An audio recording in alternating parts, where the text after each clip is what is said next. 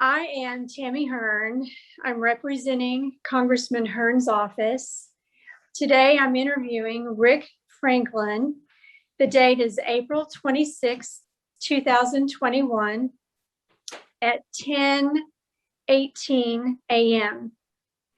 We are doing this interview at a residence in Tulsa, Oklahoma, and Corinne Coberly and Adam Jones will be assisting us in this interview. And this is for the Veterans History Project. Okay, Rick, are you ready for this interview today? As ready as I'll ever be. Okay, we appreciate you so much agreeing to do this for us. And the Library of Congress will ever be grateful for you doing this. So let's just get started, okay? All right, let's talk about your history, where you were born and when that was. I was born in Tulsa, Oklahoma on October 27th, 1949. Okay, and what were your parents' names? Well, I was adopted, and my birth father and my adopted father was Charles Kenneth Franklin, and my adopted mother was Charlotte Louise Franklin. And anyway, my birth mother, who I did not find until age 60, was Doris Bulmer Rakestraw. Okay, well, that's great that you found your mom. I know that was a process, a long process, it sounds like. Yes. So do you have siblings? Yes, as a result of that, I had a sister I grew up with who was 8.5 years older than me. Her name was Billie Jean, but she went by BJ. And then I had on my birth side on this, I had a sister who was a year older than me, Brenda. And then I had brothers, Tom, Steve, and Alan, and then another sister named Carol. Okay, so you have a big family. So how many? Eventually, yeah. Okay, so did you go to school in Tulsa then? You went to high school in Tulsa and went to high school at Tulsa Central downtown, and graduated in 1967. Okay. And before you went into the service, did you have a job doing something, or did you go straight from high school into the service, or how did that work? After high school, I went into college, University of Marquette, the Layton School of Art, to become a professional photographer. And then, then my wife and I got married in Milwaukee, and we came back, and I worked for A.B. Dick, repairing machines, and also then I worked for Pan American Petroleum, which is part of Standard Oil Company, as a computer operator. Okay, you've done a lot. A lot of different things, it sounds like. Yeah. So did you have any of your siblings or parents that served in the military? My dad served in the Navy in 1944-45. He was aboard the USS Tucson in the Battle of Okinawa. Oh, okay. What about siblings? Any of your siblings, or? I had all three of my brothers. Tom was in the Air Force. Alan and Steve were in the Army, and Alan was in the Army Airborne. Okay, so military's deep rooted in your family, it sounds like. Yes. So I was the only one, no. I'm sorry? I was the only Marine. You won't hold that against them. I'm sure they don't hold that against you either. Yes, I do. Were they in the military before you? Did they go before you, or did you go first, or how did that all happen? I went first because they weren't even out of high school at that time. Okay. So were you drafted, or did you enlist? Both. I was drafted in February 1970, and when I went down there for the enlistment part on like this, they gave me the option saying, you can go see one of the recruiters and see if you can get a better deal. Otherwise, you're going to be drafted into the Army. And so I joined the Marines at that time. Okay, that's smart. And how old were you at that time? 20. 20 years old. Mhm. Okay. And how did your family feel about that when you told them you were going to do that? What did they say? How did they react?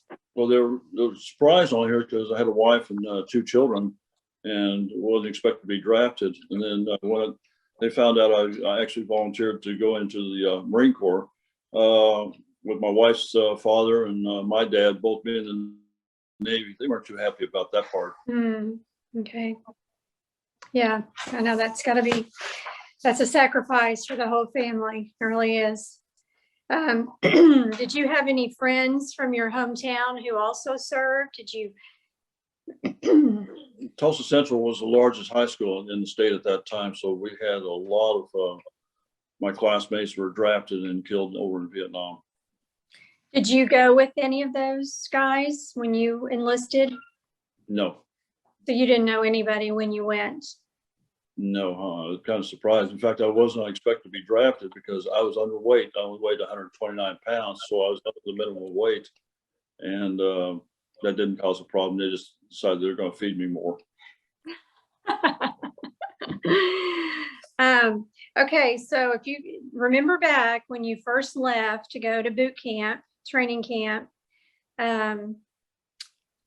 how are you feeling? I mean, were you anxious? Were you excited? Were you nervous?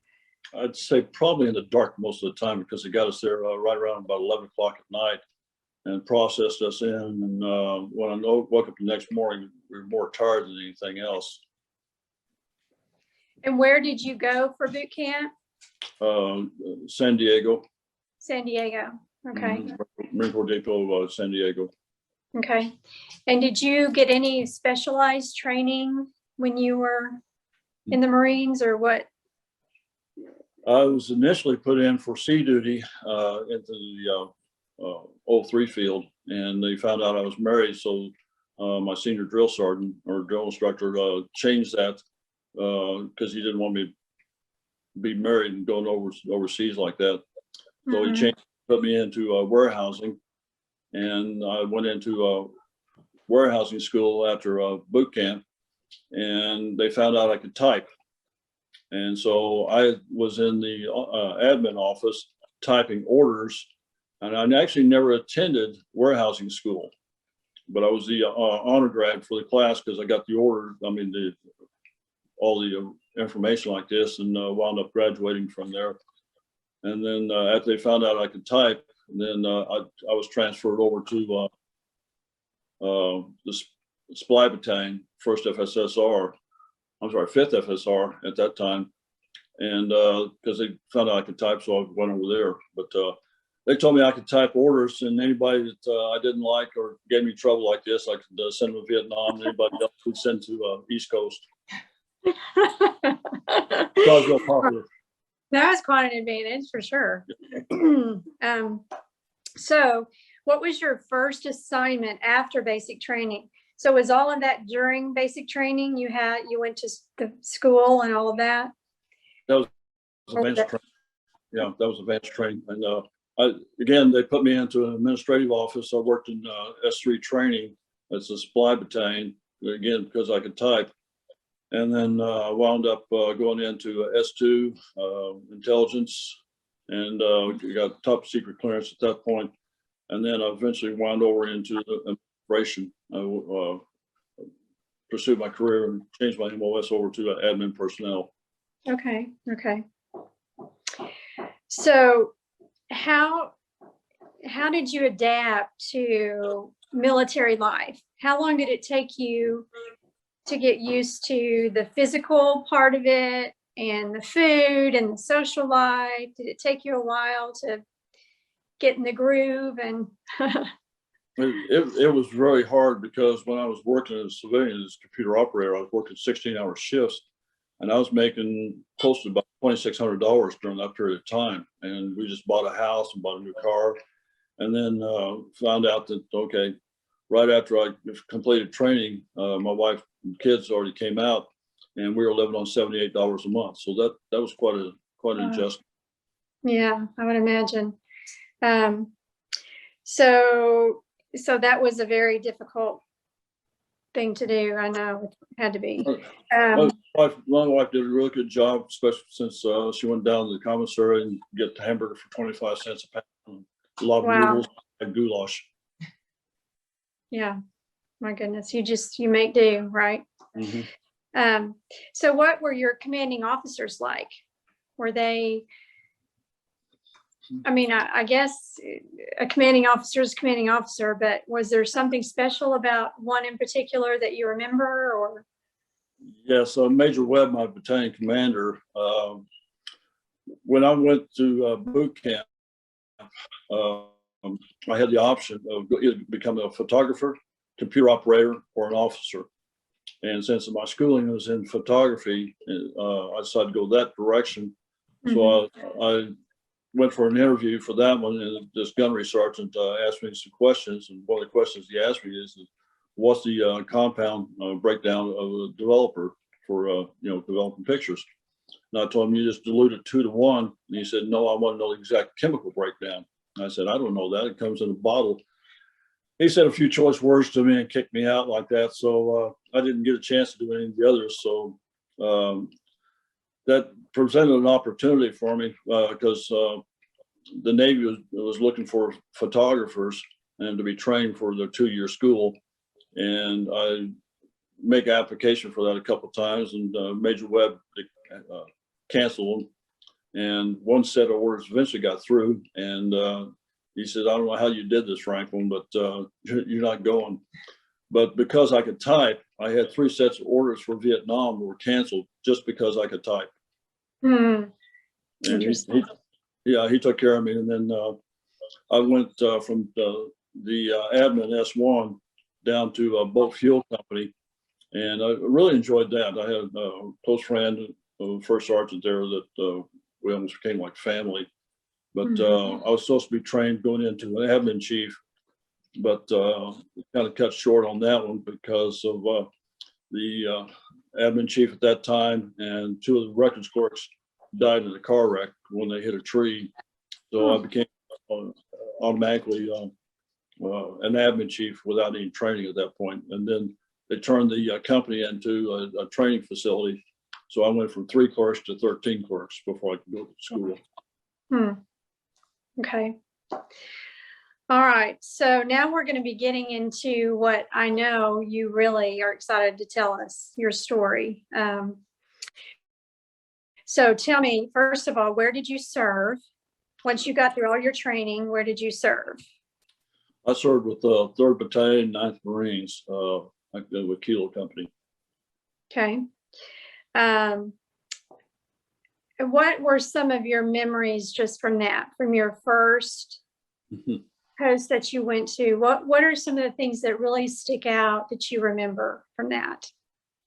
Well, I was wound up becoming the platoon sergeant for a headquarters platoon because of my seniority, and they found out I could run. So because while I was in Camp Pendleton, I was in the Olympic trials at that point before I had my first injury. But I loved to run, so they always put the fastest runners in my platoon and gave them headquarters assignment jobs. So my men, I had 34 men in my platoon, and we would run with the battalion 3 miles and the company for 3 miles. And the rest of the day at different times, morning and then evening, I'd run up to 25 miles a day. Oh, my goodness. Do you still run today? No. That's part of my disability. But I love to run, but that saved a lot of lives when we went into combat. Yeah. So when you were in combat, right? Yep. You were in combat. And what support service did you like? What did you actually do in that role, or when you were in combat? What was your role when you were in combat? Well, even though I was an admin personnel chief, it doesn't make any difference in the Marine Corps. you carried rifles, so we went through the field training, the same thing that everyone else did on the ground troops. All the grunts, we had to do everything they did and then come back and do our job and do the training. And so therefore, when we went up to Camp Fuji for our annual training, which is more field duty, that type of thing, gave my men a chance to run up halfway up Mount Fuji and back down. So anyway, we were actually considered just like a combat, even though we were supposed to be doing like burial details, that type of thing, records. But we still wound up being part of the combat unit. So when we were coming back from Camp Fuji back down to Okinawa, that was when everything started flying apart for the evacuation of Vietnam. Okay. Okay. We've got just a few more questions, and then I'm going to let you really get into that part of it. Now, when you were there serving, I mean, I know the friendships you made were probably everlasting. I mean, the bond that you have with these guys and the things you shared, I'm sure it was so special. Were there some of those friendships that you still carry on today, guys that you still stay in touch with, and things that you've shared together that you continue to talk and visit and all of that with them? No, because most of the time, things just actually what we went through like this, we didn't keep in contact. Okay. Okay. So another question is, how often were you able to be in touch with your wife and your kids when you were there? Well, wrote letters. I couldn't use the SARS phone that often because it was always full, but it was mostly just letter writing. I mean, my wife knew through Congressman Jones at that time. He called my wife up because he was a family friend. And he told her that when I was actually going into combat. So she knew I was going into combat before I did. Okay. Okay. Well, that's good that there was some contact there. So when you were there, did you get news? I mean, did y'all know when you were there really what was going on with the war? I mean, you're in it at that time, but did you really know what was going on with the war? Did you have any kind of news updates or anything like that? No, because when we were at Camp Fuji, we're always out in the field. And then when we were on our way back down to Okinawa, that's when things really started coming apart like this. And they didn't let us know. It wasn't actually until we arrived just within area of Saigon like this, they told us that we're going to have to go in and help with evacuation. But our problem was the Navy thought we were still in training. So the Navy only provided blank ammunition because they did not have the funds in which to supply live ammunition for us. That must have been so hard.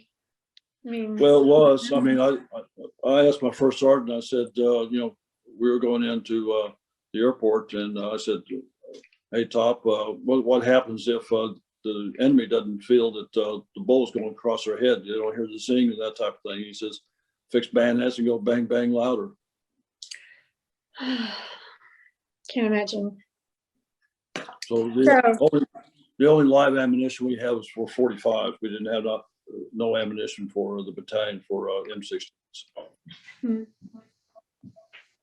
Okay. One of the things that people like to hear too, especially with our kids and our grandkids, is like, what were the living conditions there? Where did you stay? Was it a tent? Was it a barrack? I mean, what were your living conditions like? We were in Quonset huts, and most of the time we ate noodles, that type of thing, because the cooks for our battalion only knew how to fix eggs and hamburgers, and they didn't know how to do anything else. So at one point, when we were out in the field, they brought some master chefs in which to train them. So the garrison wound up eating some real good food at that time. And then when we came back from the field, they left and our cooks started cooking again. We had one good meal that the chefs helped them prepare, but then went back in there to wound up eating the hamburgers and the eggs. And we had a long line at the post exchange for canned food. Hmm. So we did eat the Japanese restaurants with a lot of fried rice too. Okay. Did you get leave very often that you could go into town and do that? We had some liberty time. I took my corpsman with me, and we went into Tokyo. We met some people at the embassy there in Tokyo and became friends with them.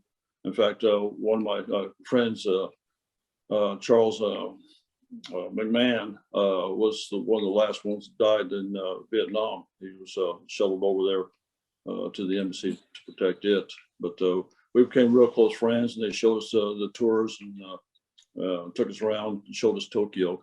And then the other times we'd go around the countryside, myself and my corpsman, on bicycle and see different parts of the country. Okay. Okay. Now, were you stationed anywhere else besides there, or was that pretty much where you were the whole time? That's pretty much where I was, Okinawa, and then Camp Fuji, and then going into Saigon and then Cambodia. Okay. Okay. Now we have several questions here that we can do, or I know you're really wanting to share some information with us that you said had not been documented before. So do you want to just start talking about some of that and just get started on that, or do you want me to keep asking you some of these questions? Let me just go ahead and tell you what I know, and then you can kind of fill in the blanks if you want to. All right. The Saigon, we went into Tansan for the evacuation. We found out on the 29th when they initiated frequent wind, Operation Frequent Wind, that they were having trouble getting the people out. There was just so many people at the airports, and they already had things manpower wise in the embassy, but they needed support on like this, especially with the North Vietnamese coming in so close, and they were throwing artillery and rockets at the airport, and they just ceased fixed wing planes where they couldn't land because the runway actually had craters in it, so they needed somebody. So we went out there. They had 75 helicopters available, so we took some C-53s, CH-53s out there and started loading those up and getting them back. And the problem was that we could only land so many of those on board the ships because we had LPHs and Midways. I think Midway and Hancock were the only aircraft carriers. So we had smaller landing pads there in which to get people on board, and those smaller ships could only hold so many. I mean, there was thousands of people that were trying to evacuate, Americans and Vietnamese, and we were loading them all as fast as we possibly could. But we got there about 12:30 on the 29th, and established a briefing of what we're going to do, the duties. And I sent some of my men out to the perimeter, and the rest of them to do the loading on board the helicopters, just trying to get as many people in as possible. We were not checking anybody who they were because there's chaos on there, just trying to get everybody like this. So we were just moving them along, trying to get them in there, and then have that helicopter take off, and then have another one land and fill it up, and it's just a constant rotation. So we were there roughly about 6 hours right before dark set in, and they had to pull us out because the artillery and rockets were getting bad, and the North Vietnamese were coming real close to the airport because we're on the outskirts up in the northwest part of Saigon. And so I wound up coming back to the USS Duluth, where I was on board with my company. And we wound up processing people coming in. And they were coming on board the ships through the Saigon River, or they were coming off in small boats off the land, coming out there to the ships. And in fact, I had one guy that was radioing in. I was guarding up to the bridge, outside the bridge, and I had one guy in a small single-engine aircraft was trying to find his family, and he thought they were on board our ship, and he was going to try to land a single-engine plane on our LPD, which just has a a helicopter pad. Mm-hmm. And he was circling around, and he was bound and determined he was going to get on the ship, and he was headed right towards me, and he dived right into the ocean with the plane head first, about 25 yards from me.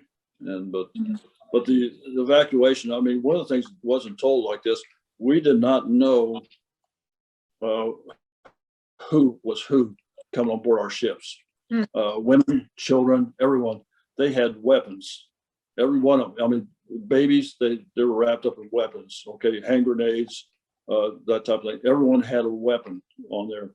They were trying to buy their way on, which Vietnamese money wasn't going to be worth anything. But we had to do strip searches to make sure that the ship was safe, because we wound up when we left, we removed approximately 900 to another ship, and then we wound up getting a second wave, getting roughly about 1,300 refugees put in our hold. And our problem was one of our boilers blew on the ship, so we only had one or two boilers, which we lost all air conditioning and all refrigeration. Oh my goodness! All our food was spoiled, and so we had to go back under half power back to the Philippines with them, because we couldn't do anything. So we got them off to process, and President Marcos would only allow so many. I think it was 2,500 at a time to be processed on there. Then we had to fly them to Guam or to Japan, different countries, probably some down to Australia too. So we can only process and hold so many people down in the Philippines. So we had to process them down there while we were waiting for the boiler was to be completed. And then about 7 days later, we wound up getting the boiler repaired, and they were getting ready to take us back up to Okinawa. And that's when we found out about the Mayaguez being captured. And we did the turnaround there. The fortunate thing is we had the Philippines flew in ammunition for us on that one. And we wound up going into by landing craft in I think it's Consun Island, the island like that. We had very bad intelligence. We didn't know it was, I mean, completely covered with vegetation, trees, that type of thing. You couldn't cover tell what was underneath there. And so they didn't know, they thought maybe there might be like 20 or 30 Cambodian Khmer troops in there guarding the crew, but the crew was not there. And the intelligence was bad because they were actually underground, and we did not know. So we were actually outnumbered to about 4-1 when we actually hit. But 1st Battalion, 4th Marines, and 2nd Battalion, 9th Marines were put together at the last minute, because there were different stages of 1st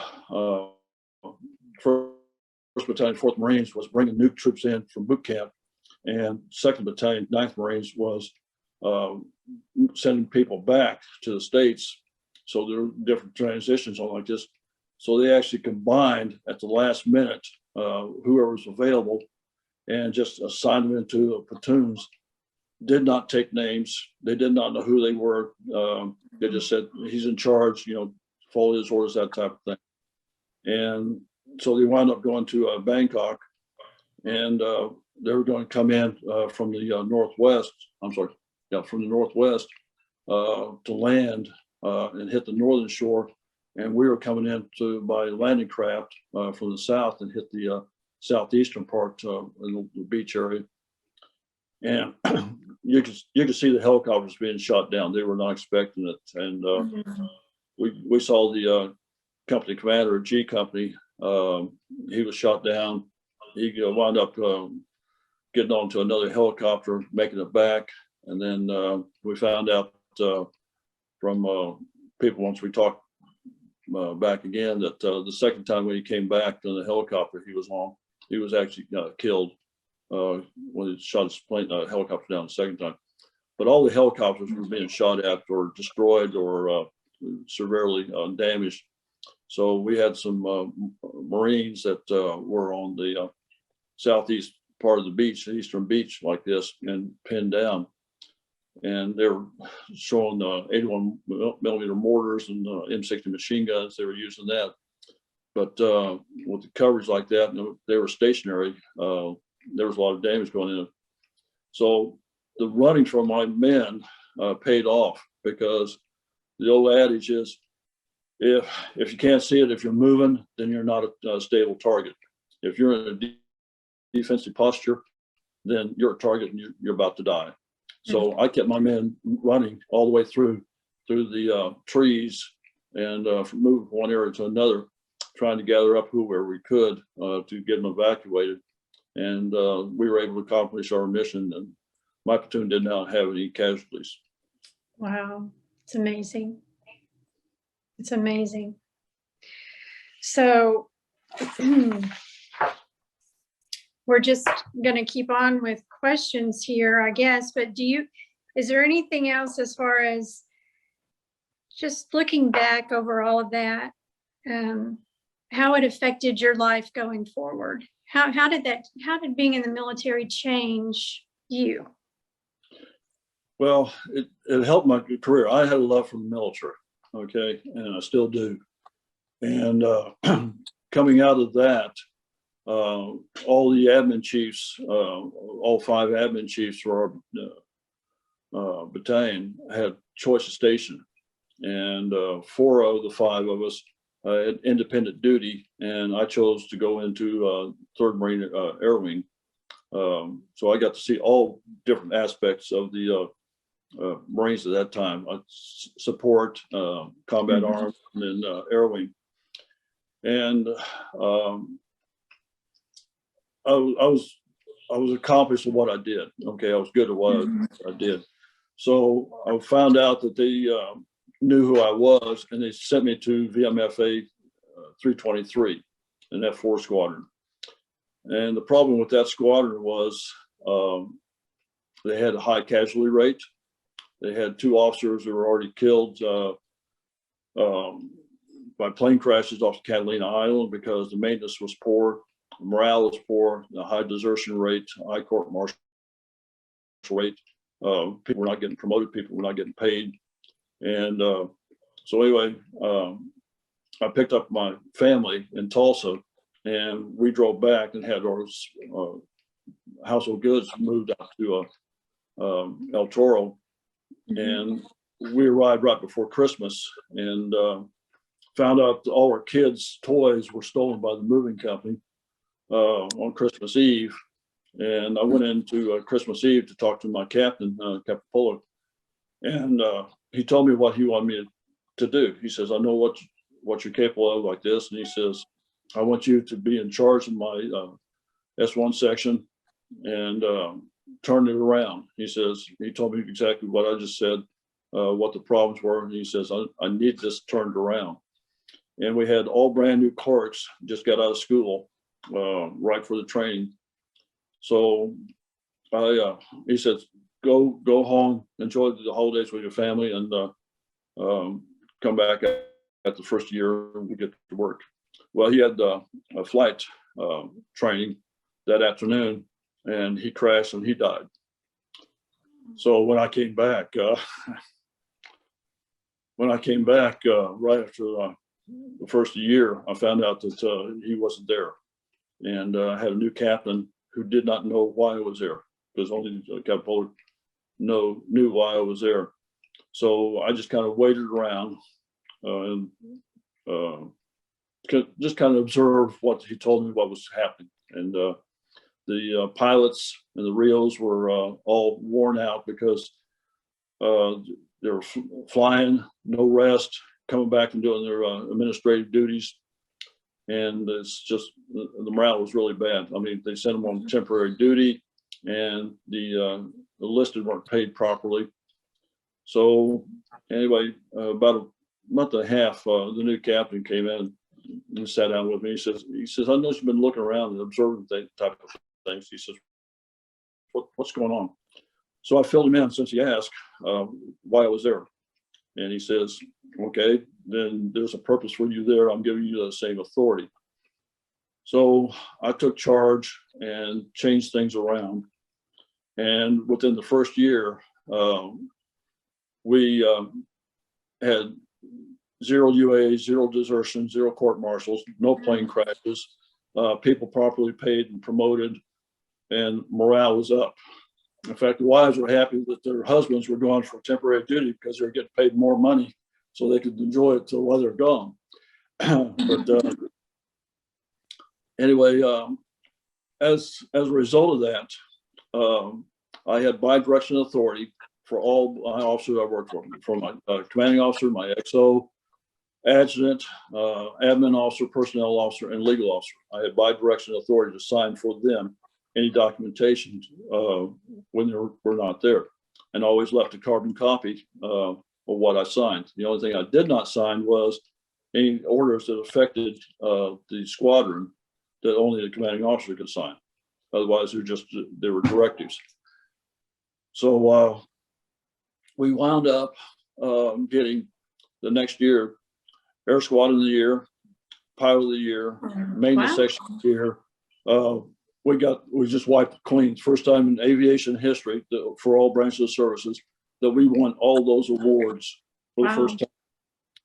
The second year after that, we were up for them again, and we were leading like this, but we were denied those awards because never in the history of aviation has any squadron ever got it 2 years in a row. So we were denied that, but the men knew that what they've accomplished, and they were happy. My wing my squadron commander. Oh, let me interject on here. During that period of time, the wing general, commanding general on there, called my squadron commander up to find out why we were spending more money in our squadron than the rest of the group. And so he went up there and talked to the general, and the general said, I want answers, that type of thing. He says, well, I had to get Sergeant Franklin up here because he's the one that's doing it. He said, well, get him up here. So I went up to the general, locked heels right in front of him. He says, you're spending more money, okay, than any other squadron in the history of the Marine Corps. And I said, I can't help that, sir. I said, I'm just following written orders. I know the orders and what can be done, so I'm just following them. If the men are entitled to it, they're going to get it. And he says, well, I'm giving you a verbal order that you're not going to do that again. I said, sorry, sir, I cannot comply. Verbal orders do not override written orders. So he said a few choice words to me, which I've heard before. And he told me, get out of here, something like this. But I still wound up doing this and taking care of my men. Well, my squadron commander, as a result of that, was transferred over to VMF P3, which is a low reconnaissance, unarmed photo squadron to take pictures at low level, normally about 100, 150 feet above ground. And they were unarmed. And it's an F4B. And so anyway, he said, I'm going to take you and my supply sergeant, because my supply sergeant had connections with the Japanese mafia and the Fleet Marine Force, combination of the two. So he knew how to do things. But the problem with the FMP3 was all the sorties that they had when they went over to Japan. They went to Iwakuni, Japan, and on the Midway, they never completed all their sorties, and they never got paid properly. And the operation was never actually completed as it was supposed to be. So he asked me come over there because he knew what I was doing. So I got transferred over to VMFP3. Well, I didn't really get the chance to know my admin officer that well because it was kind of a hurry and rush, that type of thing. And so Scotty, my supply sergeant, took care of all of us. I mean, he knew how to do some trades, and he had a brand new lieutenant. He thought he knew how to do everything. Then Scotty would go in, get everything taken care of, and get all our men properly equipped through some bartering.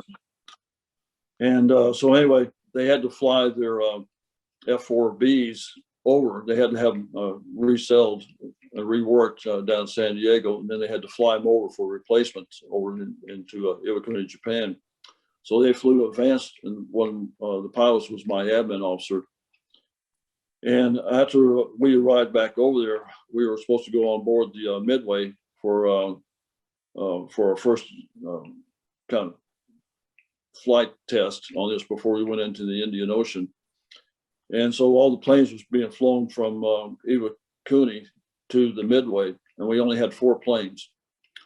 Well, the plane my admin officer was in had the fuel cells reversed, and it caught fire. And he couldn't make it out to the water. He tried to make it as close as he could, so he saw an open area, and Japan is not very highly populated. So he bailed out. He and his Rio bailed out, and the plane crashed into a schoolyard and killed one of the children there. So the Japanese government was up in arms and wanted to hang him, and so he was on legal hold. So my captain in charge of my detachment called the general up because we were under orders for the 3rd Marine general. We were not under orders to be attached to the land command or the Midway. We were totally independent. We could go any place in the world we wanted based on our orders on where the general wanted to send us from 3rd Marine Air Wing. And anyway, the captain called the general up. He says, reported the situation to him. He says, well, I understand Sergeant Franklin's there. I heard, from this squadron commander that they sent him over there, that type of thing. They said, yes, he is. He says, well, I'm giving him by direction authority to sign for me. So I know trust him, that type of thing. So instead of my captain having the authority, I actually had the authority as a Sergeant E5 to move my unit any place in the world, make sure spend whatever needed to be spent going in there. So we wound up with only 3 planes. So we had 2 planes on the ship and 1 on land as a backup. And we accomplished every sortie that was given to us, and which was the first time in the history of the unit that was all accomplished with even with a shortage like this. And we were awarded distinguished credit for our unit. Got recognition for that. And the captain was so pleased with what happened. He says, well, what can we do for all these men that really worked so hard and wish to accomplish everything? I said, well, we could put them on temporary additional duty for 7 days and send half of them out, the other half stay in garrison, and switch them back and forth when we get to Iwakuni. And which we did. So they couldn't go back to Hawaii or couldn't go to Kaunas. So we sent them to Taiwan, the Philippines, or they could stay in Japan or into Taiwan. So I cut orders for them, which allowed them to get airfare also. So we wound up getting that taken care of for them. And then the admiral came on board going away on this and really saluted us and gave us a lot of recognition and applause for what we accomplished in the Navy. But we had some characters in our detachment because we had some pilots in there that flew some sorties up to North Korea and to take some low-level flights up there. And they always wound up having mechanical problems around Christmas time and landed in Seoul and do some Christmas shopping and line the fuel tanks with plastic liners, and then put all the Christmas gear that was purchased for the unit. And then they come back. Well, the base commander, Colonel, was getting a little, he's getting a little upset. For one, he didn't have control of us. And then he knew we were up to something going into it. So it was almost like a Keystone Cops that he and his MPs were at the end of the runway. And we sent a signal, visual signal to the pilots to let them know that something was up. So it was really hilarious that the pilots landed, okay, kept taxiing, and here the base commander and the MPs were running right behind them going into it. They went through a hangar, dropped the external fuel tanks, and kept on going, and they went right behind them. So they never did catch them. Oh, that's hilarious. Wow, Rick, you've got some stories, I'll tell you. I mean, but that sounds like, you know, the memories you made and the accomplishments. Oh my goodness. You did a ton of things. You should be so proud of that. I know you are. So how many years were you totally in the service? How many years? I've only told you half the story because I was in for a little over 25 years. 25 years. Yeah. I wanted to become an officer after everything that happened on there, the leadership on there. And the Marine Corps, the cutoff age was 28. And I was 30 years old at that time. So I was disheartened with what was going on in the Marine Corps at that time because there was a lot of drug use. 1978, President Carter allowed a lot of things. Morale was going down in the military. And that's when I wanted to become an officer, try to help change things based on what I went through. So I switched over. I was in the Marine Corps Reserves for 2 years. Then I switched over to the California Air National Guard to become an officer. And so I went through that. But the problem was we had to go through our 2-week training, and I already completed the requirements for all the written work and that type of thing, administrative, that type of thing. But we had to go through physical training. And we were doing that in August, right outside the Mojave Desert in August. It was August 12th that we went for a 4-mile run. We had to carry a 70-pound pack, and we had starch uniforms at that time. They didn't have, any type of PT gear. And so anyway, it was 122-degree temperature at that time. We ran at 2:00 in the afternoon. And like I said, I love to run, so running wasn't a problem. So I made the 4-mile run, and then I wound up, we were coming back to the area, staging area, and we were still all at attention. And I went into heat exhaustion because my body was just steaming so bad like this.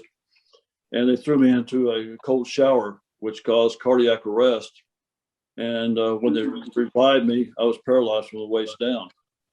And anyway, I completed my officer's candidate school training and all that type of thing. But the commandant had his little tow unit, the little parade tow unit, which was infantry. And I was the honor grad for the class there. And so all his honor grads always went into his tow units. And I was told him I was still going to be in administration. And he said, no, you don't understand. All my honor grads go into my tow unit. I said, no, sir, you don't understand. I get the choice in my own branch what I want to do. He says, no, you don't understand. I'm going to send you to MEFs, and I'm going to show that you're not qualified to be an officer. So I was still doing rehab and going through that. And all the physical rehab going through that. So I went down to MEPS, and a copy of my physical coming back says not physically fit to be an officer, but physically fit to be an infantryman. And I was, leg problems, that type of thing. Mm-hmm. So I saw the handwriting on the wall and resigned my commission and went inactive. And then I came back to Oklahoma and I did my rehab as a reserve drill sergeant. We formed a brand new battalion, and I went through drill sergeant training. That was part of my rehab. And then we wound up first station training like this. We went down to Fort Sill because I was an artillery drill sergeant. So I was in artillery at that time. And what we accomplished, they didn't think we would be able to do anything because it was a brand new unit. But they found out that they just let us go. The active duty had so much confidence in us that they just let us accomplish what we needed to do. So our unit got decorated for that. And then I wound up, I did that for 2 years. And then I became a recruiter for the Army Reserves and started that in Oklahoma City. And I loved it. I mean, I really enjoyed it going in like this. Mm-hmm. And after 4 years, I became the top reserve recruiter for the brigade. I can see that. And my reward was, and I wasn't asking for a transfer, but my reward was General Ono transferred me to New York City. And so while I was waiting for those orders, I got in a car wreck because the construction on I-35 was going on at that time. And I was waiting, I was at 59th Street in Western, where my station was. So I had to go down and pick up an applicant down at MEPS downtown. And I was waiting on a couple of cars in front of me to get on I-35 off 59th Street. And I had a 5-ton truck going 55 miles an hour come and hit me from the rear end. And I was in a Celebrity, and he hit me so hard that the trunk was actually pushed into the back seat. And I had my seatbelt on, but I still hit my head on the steering wheel, and then threw me back, and the back of the seat collapsed on there, and I had a head injury as a result of that.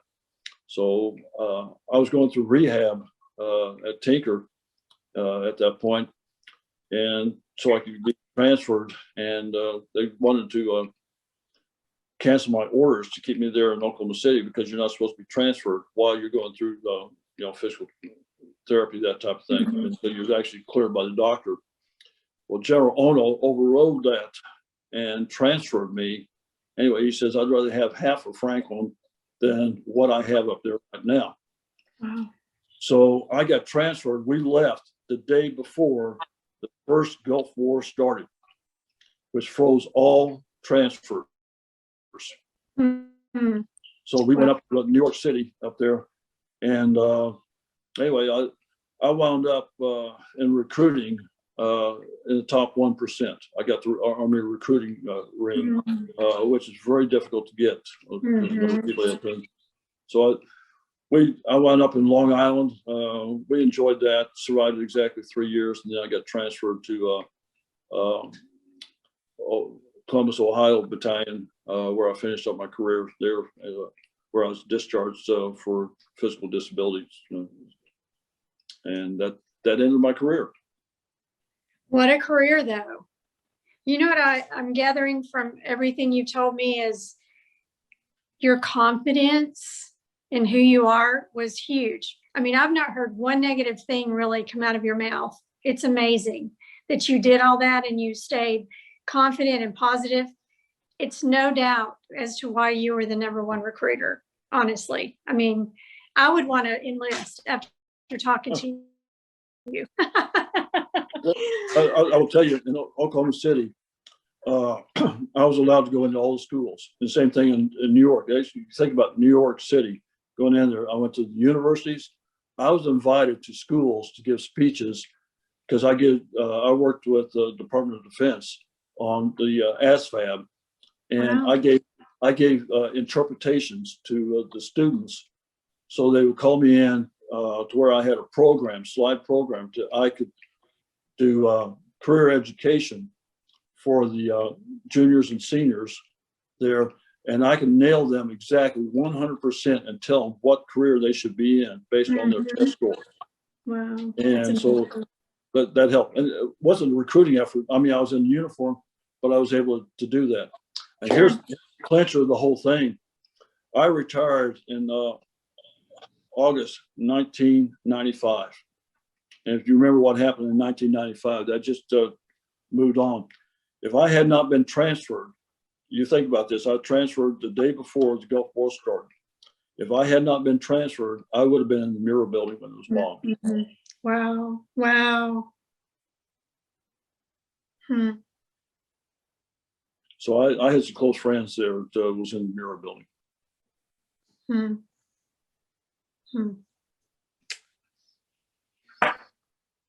Mr. Franklin, that's quite a story. Wow. It's amazing. Is there anything else that you want to share with us as we're wrapping up? I mean, is there anything else that you'd like to share about your experiences or? Well, one of the things that always troubled me was since World War II, we've been in a lot of combat operations, but never for completion. I mean, even with the Afghan, what's going on in Afghan and Iraq right now, there was never a war, nothing declared. I mean, so therefore, there's no finalization on this. And I mean, President Ford had to explain why he didn't utilize the War Powers Act. Okay. Well, if he declared war, then he had to be held accountable. That's the reason why I was telling you there's some things missing based on the history, that type of thing going in. And if you look for what I told you, you're not going to find those. There's nothing on the internet you're going to find exactly those things took place. But they did, because if you try to piece things together on what actually took place, you wonder how did they get out of off the island. They never said that, okay? Because all the helicopters were shot down. That's okay. True. Why did they stop operations the day before the fall of Saigon? Okay, but they don't tell you what actually went on at the airport, except there was bombing, artillery, and rockets like that. But they didn't tell you what happened to those helicopters, what happened to all those people on there. I mean, we wound up getting the Italian ambassador, okay, put on board our ship. So, I mean, he had to come from somewhere. Right. How did he get on board that ship? Interesting. Okay, so we're going to wrap it up with one last question for you. Okay. What message would you leave for future generations who will see this interview? What is the main message that you would leave for these future generations to see your interview today? My message is, like I said, I had a love for the military. In fact, my youngest granddaughter is in the Navy on board an aircraft carrier as an electrician. And that's quite an accomplishment because she's only 4'10". Okay. So she had to stretch to get in. But she carries on, and she has a love for the military, is because they're doing what they want. The military is not a political source on there, but there's a lot of pride. I've always seen it, and it's still there. And what President Reagan did for us, absolutely. I mean, it is there, and there is a camaraderie. There is a bond. There is the band of brothers, and you can actually say sisters too. But the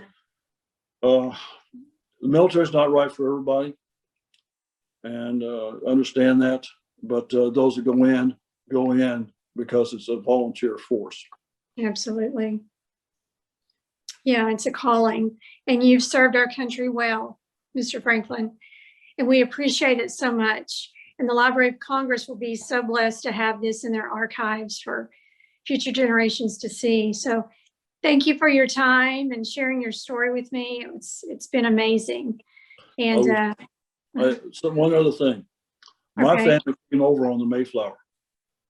So my family has history coming from the beginning of this country. So we have a lot of deep-seated family heritage, or I do. Yeah. Yeah. We appreciate you so much. And thank you again for sharing your story with us. And God bless your family and for everything you do. Well, thank you, Mrs. Hearn. God bless you too. Thank you. Bye-bye, Mr. Franklin.